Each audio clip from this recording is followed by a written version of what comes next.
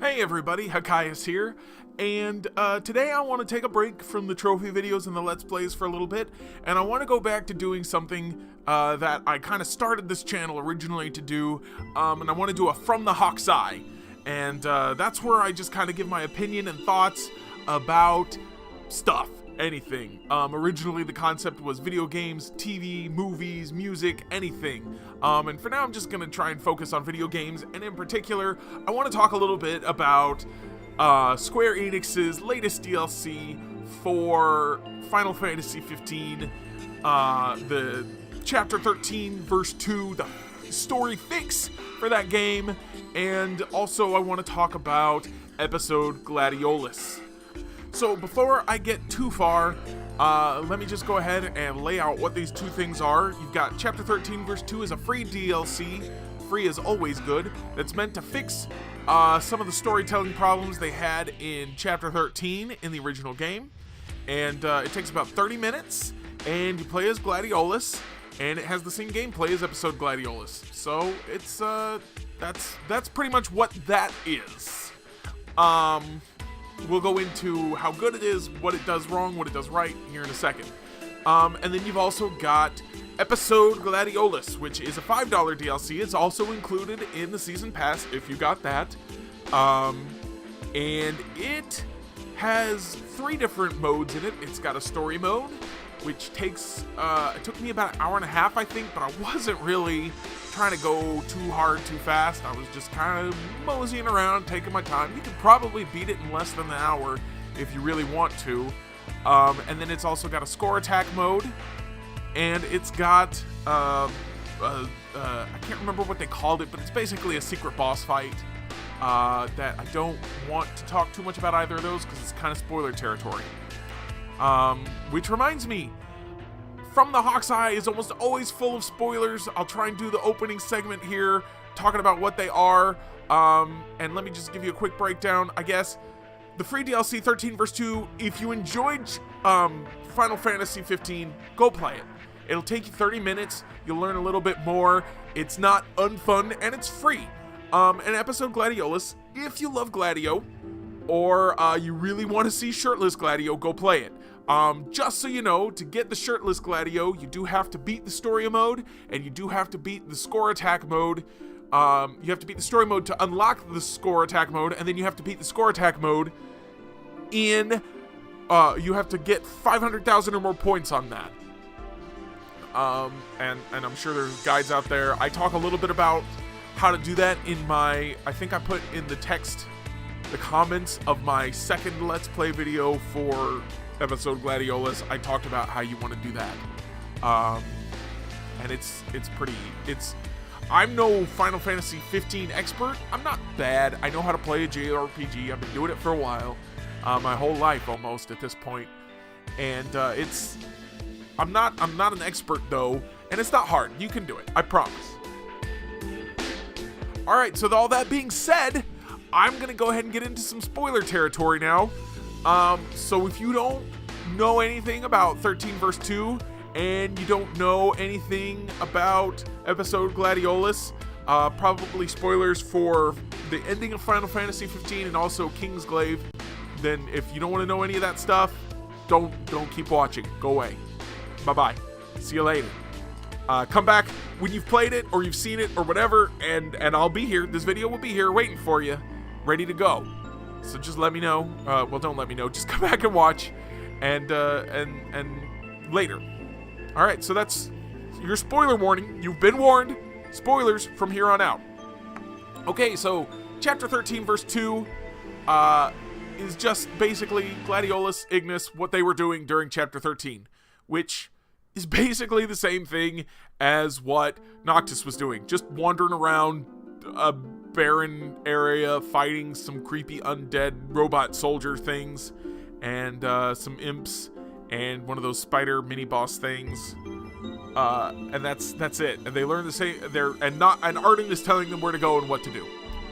And of course it makes no sense. At this point, they are 100% sure that Arden is not an ally, and yet everyone just kind of blindly does what he says. That's fine. Okay. Whatever. The gameplay, like I said, is not unfun. It's nothing special, spectacular, or new. It's a little bit different, but not noticeably so. They take away the most fun for me in the combat was the warping around everywhere, and Gladio obviously can't do that. So it's a little bit toned down, but it's got its moments. And then of course the big thing is that it's trying to fix the story. It's trying to fix the story of Ravus and the Emperor. And there were a lot of questions about what the heck happened with them. And does this DLC answer those questions? Not to my satisfaction. It gives you more of the what. It shows Ravus telling the Emperor, nope, I'm not on your side anymore. I'm gonna go help Noctis. And it shows Ravus getting murdered by Arden. And that's where Noctis finds him, of course, in Chapter 13. Finds the sword. It doesn't explain why Ravus decided that was a good idea. It doesn't explain why Arden decided to let him do... Ravus fights the Emperor and some demons for a minute and then runs away and then falls down, and then Arden comes down there. Looks like Noctis for a second for reasons, and then kills Ravus. And it doesn't really tell us why he wants to kill Ravus. It doesn't tell us why he leaves the sword there. It doesn't tell us anything about the why. It just shows the thing happening that we already kind of figured happened. And then as far as the Emperor goes, we never really found out what happened to him. So now it turns out he does turn into one of the demons, the same as the rest of the population of Niflheim has done, and becomes a villain, and he fights Gladio and Gladio and Ignis, and they beat him up a little bit, and then he goes away. And he kind of looked like a demon that I remember fighting in Chapter 13 is Noctis, so I guess that's maybe him that keeps popping in and getting beat up and running away. But it doesn't tell us. What I wanted to know about him was, why was he working with Arden? Why was he attacking Lucis? Why was he using demons? Why did he think he could control the demons? How did he lose control of the demons? Why did Arden betray him? And just the hows and whys of everything. And you don't get that. That's not there. You're not gonna find out. If you ever find that stuff out, it's not gonna be in this DLC. So if that's what you're going into this DLC for, I'm sorry, it's not there. So that was a disappointment for me. And similar to episode Gladiolus, which I'm going to get to in just a second here, it's completely separate from the game. Like, this is not a thing where now when you play the game, you play Chapter 13, and it kind of flips back and forth perspectives or something. It's not going to happen. This is completely separate. There's no rewards for doing this. And it doesn't even link to the game in any way, shape, or form. Gladiolus and Ignis's levels are not tied to where they are in the game when you're in Chapter 13. That's it. That's all. It's just a fixed level. There's no leveling system. There's no rewards. It's just there to flesh out the story, and it doesn't really even do that. But it is free, so if you want to play it and get a couple more cutscenes, go for it. Do it. And then you got Episode Gladiolus.